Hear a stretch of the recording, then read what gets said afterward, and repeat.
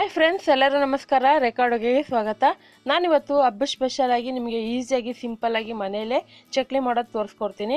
So last time chakli ಮಾಡಿದ್ದೆ, ಆದರೆ ಡಿಫ್ರೆಂಟಾಗಿ ಮಾಡಿದೆ. ಇದು ತುಂಬ ಸಿಂಪಲ್ಲು, ಜಾಸ್ತಿ ಏನು ಇಂಗ್ರೀಡಿಯೆಂಟ್ಸ್ ಬೇಕಾಗಿಲ್ಲ, ಮಾಡೋದು ಸ್ವಲ್ಪ. ಇದು ಹೇಗೆ ಮಾಡೋದು, ಇದಕ್ಕೆ ಬೇಕಾಗೋ ಇಂಗ್ರೀಡಿಯೆಂಟ್ಸ್ ನೋಡೋಣ. ನೋಡಿ, ಈ ಕಪ್ಪಲ್ಲಿ 4 ಕಪ್ ಆಗೋಷ್ಟು ಅಕ್ಕಿ ಹಿಟ್ಟು ತೊಗೊಂಡಿದ್ದೀನಿ. ಸೊ ನೀವು ಅಂಗಡಿಯಲ್ಲಿಂದ ತೊಗೊಬಂದು ಕೂಡ ಮಾಡ್ಕೋಬೋದು, ಇಲ್ಲಾಂದರೆ ಮನೆಯಲ್ಲೇ ಅಕ್ಕಿನ ಚೆನ್ನಾಗಿ ವಾಶ್ ಮಾಡಿ ಹಾಕಿ ಮಿಷಿನ್ ಕೂಡ ಕೊಟ್ಕೋಬೋದು. ನಾನು ಅದೇ ಥರ ಮಾಡಿಟ್ಕೊಂಡಿರೋದು. ಮತ್ತು 1 ಕಪ್ ಉದ್ದಿನಬೇಳೆನ ಈ ಥರ ಲೈಟಾಗಿ ಬಿಸಿ ಮಾಡಿಕೊಂಡು ಮಿಕ್ಸಿಯಲ್ಲಿ ಪೌಡ್ರ್ ಮಾಡ್ಕೊಂಡಿದ್ದೀನಿ. ನೆನಪಿಲ್ಲಿ ಗೋಲ್ಡ್ ಕಲರ್ ಫ್ರೈ ಆಗೋವರೆಗೂ ಉದ್ದಿನಬೇಳೆ ಫ್ರೈ ಮಾಡಬೇಡಿ, ಒಂದು 2 ನಿಮಿಷ ಫ್ರೈ ಮಾಡ್ಕೊಳ್ಳಿ.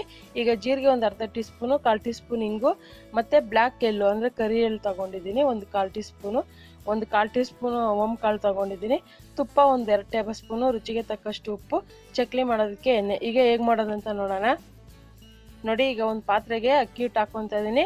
ನೆನಪಿರ್ಲಿ ಫ್ರೆಂಡ್ಸ್, ನೀವು ಯಾವುದೋ ಬಟ್ಲಲ್ಲಿ ಲೋಟದಲ್ಲಿ ಯಾವುದ್ರಲ್ಲಾದ್ರೂ ಅಳತೆ ತಗೊಳ್ಳಿ. 4 ಭಾಗದಷ್ಟು ಅಕ್ಕಿ ಹಿಟ್ಟು ತೊಗೊಂಡ್ರೆ 1 ಭಾಗದಷ್ಟು ಉದ್ದಿನಬೇಳೆ ಹಿಟ್ಟು ತೊಗೋಬೇಕಾಗುತ್ತೆ. ಇದಕ್ಕೆ ಜೀರಿಗೆ, ಎಳ್ಳು ಮತ್ತು ಓಮ್ ಕಾಳು ಎಲ್ಲ ಹಾಕ್ತಾಯಿದ್ದೀನಿ, ಮತ್ತು ಇಂಗು ಕೂಡ ಹಾಕ್ಕೊತಾ ಇದ್ದೀನಿ. ಖಾರ ಬೇಕಂದರೆ ಖಾರ ಕೂಡ ಹಾಕೋಬೋದು ನೀವು. ಆದರೆ ಇದು ವೈಟ್ ಚಕ್ಲಿ ಮಾಡೋದ್ರಿಂದ ಖಾರ ಉಪಯೋಗಿಸ್ತಲ್ಲ, ಅದು ಸೂಪರಾಗಿರುತ್ತೆ, ಟೇಸ್ಟ್ ಮಾತ್ರ ಸಖತ್ತಾಗಿರುತ್ತೆ. ಮತ್ತು ನಾನು ತುಪ್ಪನ ಹಾಗೆ ಹಾಕ್ಕೊತಾ ಇದ್ದೀನಿ. ನೀವು ಬೇಕಂದರೆ ಸ್ವಲ್ಪ ಬಿಸಿ ಮಾಡಿ ಕೂಡ ಹಾಕೋಬೋದು. ಮತ್ತು ಉದ್ದಿನಬೇಳೆನ ಜಾಸ್ತಿ ಗೋಲ್ಡ್ ಕಲರ್ ಆಗಿ ಫ್ರೈ ಮಾಡಬೇಕಂತಂದರೆ ಜಸ್ಟ್ ಬಿಸಿ ಮಾಡಿದ್ರೆ ಸಾಕು. ಬಿಸಿ ಮಾಡಿ ಮಿಕ್ಸಿಯಲ್ಲಿ ಪೌಡ್ರ್ ಮಾಡ್ಕೊಳ್ಳಿ. ಮತ್ತು ತೀರಾ ತರ್ತರಿಯಾಗಿರಬಾರ್ದು ಉದ್ದಿನಬೇಳೆ ಇಟ್ಟು, ಸ್ವಲ್ಪ ನುಣ್ಣಿಗೆ ಪುಡಿ ಮಾಡ್ಕೊಳ್ಳಿ. ಈಗ ಇದಕ್ಕೆ ಸ್ವಲ್ಪನೇ ನೀರು ಹಾಕ್ಕೊಂಡು ಕಲಿಸ್ಕೊಳ್ಳೋಣ. ಇದನ್ನು ಹೆಂಗೆ ಕಲಿಸ್ಕೋಬೇಕಂದ್ರೆ, ನೀವು ಚಪಾತಿ ಹಿಟ್ಟು ಕಲಿಸ್ತೀರಲ್ಲ, ಅದಕ್ಕೆ ಕಲಿಸ್ಬಾರ್ದು. ಯಾಕಂದರೆ ಫುಲ್ಲು ಸಾಫ್ಟಾಗಿ ಕಲಿಸ್ಬೇಕು. ಚಕ್ಲಿಗೆ ನೀವೇನಾದರೂ ಗಟ್ಟಿಯಾಗಿ ಕಲಿಸಿದ್ರೆ ಚಕ್ಲಿ ಚೆನ್ನಾಗಿ ಬರೋಲ್ಲ, ಉದುರುದ್ರೋಗಿ ಆಗುತ್ತೆ. ಅದಕ್ಕೋಸ್ಕರ ಸಾಫ್ಟಾಗಿ ಕೈಗೆ ಅಂಟೋ ಥರನೇ ಕಲಿಸ್ಕೊಳ್ಳಿ. ಸ್ವಲ್ಪ ಎಣ್ಣೆ ಕೂಡ ಹಾಕ್ಕೊಂಡು ಕಾಯಿಸಿ ಹಾಕ್ಕೊಂಡು ಕಲಿಸ್ಕೊಳ್ಳಿ. ಈ ಥರ ನೋಡಿ, ಚಕ್ಲಿ ಹೋಳು ತೊಗೊಂಡಿದ್ದೀನಿ. ಅದಕ್ಕೆ 3 ಹೋಲ್ಸ್ ಇರೋದು ತೊಗೊಂಡಿದ್ದೀನಿ. ನೀವು ಬೇಕಂದರೆ ನಕ್ಷತ್ರದ ಪ್ಲೇಟ್ ಬರುತ್ತಲ್ಲ, ಅದರಲ್ಲಿ ಕೂಡ ಮಾಡ್ಕೋಬೋದು. ಸೊ ನಾನು ಅದರಲ್ಲೂ ಮಾಡಿದ್ದೀನಿ. ಈಗ ಇದಕ್ಕೆ ಸ್ವಲ್ಪನೇ ಹಿಟ್ಟು ಹಾಕ್ಕೊಳ್ಳೋಣ. ಆ ಚಕ್ಲಿ ಹೋಳಿಗೆ ಸ್ವಲ್ಪ ಎಣ್ಣೆ ಹಚ್ಕೊಳ್ಳಿ. ನೆನಪಿರ್ಲಿ ಫ್ರೆಂಡ್ಸ್, ಹಿಟ್ಟು ಮಾತ್ರ ಗಟ್ಟಿ ಇರಬಾರ್ದು, ಫುಲ್ಲು ಸಾಫ್ಟಾಗೇ ಇರಬೇಕು. ಸ್ವಲ್ಪ ಕೈಗೆ ಅಂಟೋ ಥರ ಇದ್ರೂ ಪರವಾಗಿಲ್ಲ, ಏನೂ ಆಗಲ್ಲ. ಈಗ ನೋಡಿ, ನಾನು ಒಂದು ಸೌಟ್ ತೊಗೊಂಡಿದ್ದೀನಿ. ಸೊ ಆ ಥರ ಸೌಟ್ ಮೇಲೆ ಈ ಥರ ಪ್ರೆಸ್ ಮಾಡಿ ಡೈರೆಕ್ಟಾಗಿ ಎಣ್ಣೆಲಿ ಹಾಗೆ ಹಾಕ್ಕೋಬೋದು. ಆ ಥರ ಈ ಸ್ವಲ್ಪ ಲೈಟಾಗಿ ಪ್ರೆಸ್ ಮಾಡ್ಕೊಳ್ಳಿ. ಈಗ ಎಣ್ಣೆ ಕೂಡ ಕಾಯಕ್ಕಿಟ್ಟಿದೆ, ಎಣ್ಣೆ ಕೂಡ ಕಾದಿದೆ. ಸೊ ಅದೇ ರೀತಿ ಹಾಕ್ಕೊತ ಇದ್ದೀನಿ. ನೋಡಿ, ಎಲ್ಲ ಚಕ್ಲಿಗಳು ಹಾಕ್ಕೊತ ಇದ್ದೀನಿ. ಸ್ವಲ್ಪ ನೀವು ಅಗಲವಾಗಿರೋ ಬಾಣಲೆಯಲ್ಲಿ ಮಾಡೋದಾದರೆ ಒಂದು 5-6 ಹಾಕ್ಕೋಬೋದು. ನಾನು ಇಲ್ಲಿ ಒಂದು 4 ಹಾಕ್ಕೊತ ಇದ್ದೀನಿ. ನೋಡ್ತಾ ಇರ್ಬೋದು. ನೀವು ಇದೇ ಥರ ಎಲ್ಲ ಡಿಫ್ರೆಂಟ್ ಡಿಸೈನ್ ಪ್ಲೇಟ್ಗಳು ಬರುತ್ತಲ್ಲ ಚಕ್ಲಿದು, ಅದರಲ್ಲೂ ಕೂಡ ಮಾಡ್ಕೋಬೋದು.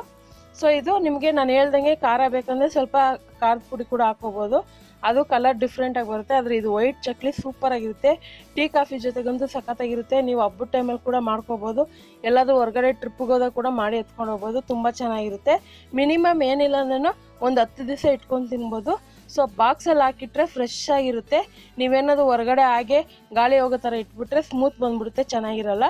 ನೆನಪಿರಲಿ, ಏನು ನಾನು ಇಂಗ್ರೀಡಿಯೆಂಟ್ಸ್ ಕರೆಕ್ಟಾಗಿ ತೋರಿಸಿದ್ದೀನೋ ಅದೇ ಥರ ಫಾಲೋ ಮಾಡಿ, ಕರೆಕ್ಟಾಗಿ ಬರುತ್ತೆ. ನೋಡ್ತಾ ಇರ್ಬೋದು, ಯಾವುದೇ ರೀತಿ ಉದುರಾಗಿ ಬರೋದಿಲ್ಲ. ಉದುರಾಗಿ ಬರೋ ಕಾರಣ ಏನಂದರೆ, ಹಿಟ್ಟು ಗಟ್ಟಿಯಾಗಿ ಕಳಿಸ್ಬೇಡಿ, ಫುಲ್ಲು ಸಾಫ್ಟಾಗಿ ಕಲಿಸ್ಕೊಳ್ಳಿ. ನೆನಪಿರಲಿ. ನೋಡಿ, ಇದನ್ನು ಲೈಟ್ ಗೋಲ್ಡ್ ಕಲರ್ ಬರೋಕ್ಕೆ ಮುಂಚೆನೇ ಎತ್ಬಿಡಿ, ಯಾಕಂದರೆ ತೀರಾ ಗೋಲ್ಡ್ ಕಲರ್ ಮಾಡೋಕ್ಕೋದ್ರೆ ಸೀದೋಗೋ ಚಾನ್ಸಸ್ ಇರುತ್ತೆ. ಸೊ ನೋಡೋದಲ್ಲ ಇವತ್ತಿನ ಸ್ಪೆಷಲಾಗಿ ವೈಟ್ ಚಕ್ಲಿ ಮಾಡೋದಂತ. ಹಾಗಾದರೆ ಖಂಡಿತ ಈ ರೆಸಿಪಿ ನಿಮ್ಗೆ ಇಷ್ಟ ಆಗಿದೆ ಅಂದ್ಕೊತೀನಿ. ಇಷ್ಟ ಆಗಿದೆ, ನೀವು ಕೂಡ ಗಣೇಶ ಚತುರ್ಥಿಗೆ ಈ ರೆಸಿಪಿನ ಮಾಡಿ ಹೇಗಿದೆ ಅಂತ ನಿಮ್ಮ ಅನಿಸಿಕೆನ ಕಮೆಂಟ್ ಮೂಲಕ ತಿಳಿಸಿ. ಮತ್ತಷ್ಟು ಈಸಿ ರೆಸಿಪಿಗೋಸ್ಕರ ರೇಖಾ ಅಡುಗೆ ಚಾನಲ್ನ ಸಬ್ಸ್ಕ್ರೈಬ್ ಮಾಡಿ, ಶೇರ್ ಮಾಡಿ, ಲೈಕ್ ಮಾಡಿ. ಈ ವಿಡಿಯೋ ನೋಡಿದ್ದಕ್ಕಾಗಿ ಎಲ್ಲರಿಗೂ ಧನ್ಯವಾದಗಳು.